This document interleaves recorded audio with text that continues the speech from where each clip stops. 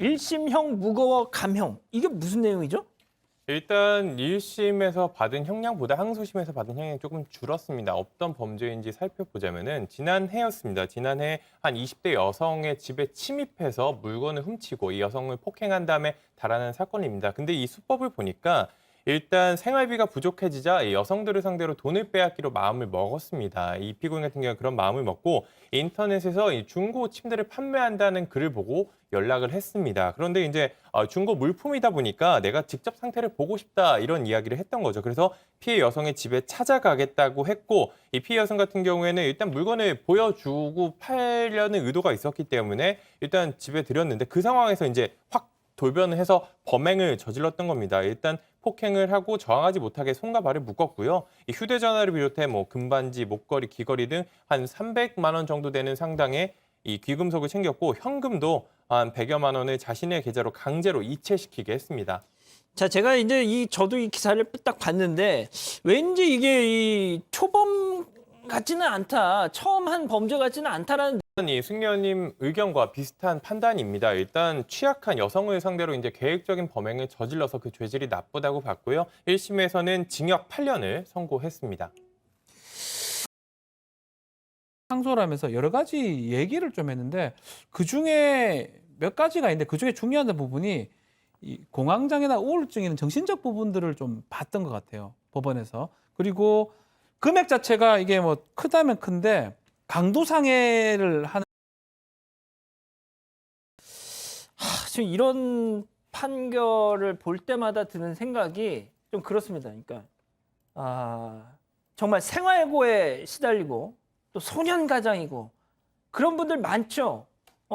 그런데 그런 분들이 다 이렇게 되진 않잖아요.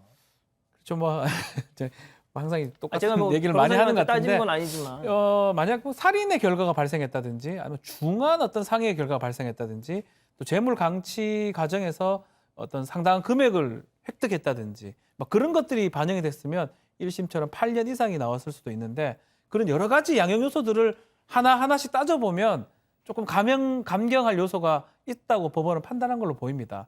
그러다 보니까 줄여서 징역 5년 6개월 한 거고요. 또 피고인 입장에서는 이것도 사실 또 많다고 해서 대법원이 지금 상고한 상황이에요. 아 진짜요? 3심 감형이 됐는데? 예, 3심 판결까지 좀 기다려야 될 상황입니다, 지금은. 야, 그러면은 이건 약간 무슨 공황장애, 우울증 뭐 별로 그거는 저는 아주 되게 이해타산적인 아주 그냥 빨리빨리 돌아가는 사람이네요. 예, 좀 대법원 상고는 사실 판단보다는 법률 판단을 할 겁니다. 이게 강도죄가 되느냐, 이게 강도 상해가 되느냐, 상해죄가 되느냐. 딱 하나 이제 할 수 있는 부분은 심신미약 주장을 만약 했다 그러면 그 부분은 대법원에서 판단할 수 있지만 나머지 부분은 판단할 여지가 없거든요.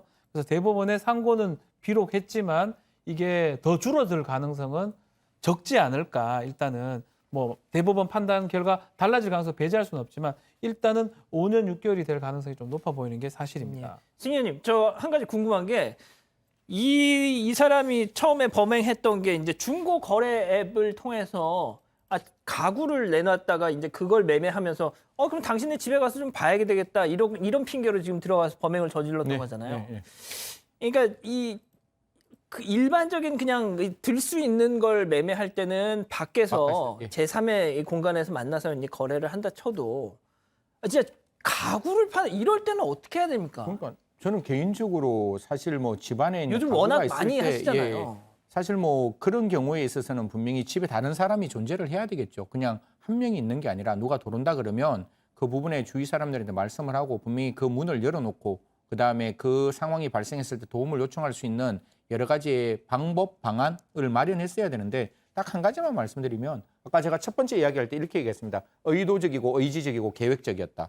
그런데 공황장애와 우울증이 겪는 게 과연 이 범죄에 무슨 영향을 미쳤느냐. 오히려 저는 지능범이라고 보이고 피해 금액이 크지 않다. 그건 피해자 입장에서 생각해야지 법원이 판단해야 될 문제는 아닌 듯 하거든요. 그리고 마지막에 상해의 정도가 무겁지 않다. 상해가 결과가 발생을 많이 안 해서 상해가 적은 것이지 충분히 상해의 정도는 넘어갈 수 있음에도 불구하고 항소심에서 굉장히 온정주의적 판결을 했다라고 보는데요. 거듭 말씀드리지만 피해자를 특정하고 그 피해자가 약자임에도 불구하고 이런 범죄를 저질렀을 때 법원이 함부로 쉽게 이렇게 감형을 하는 거는 조금 지양돼야 되지 않을까라는 생각합니다.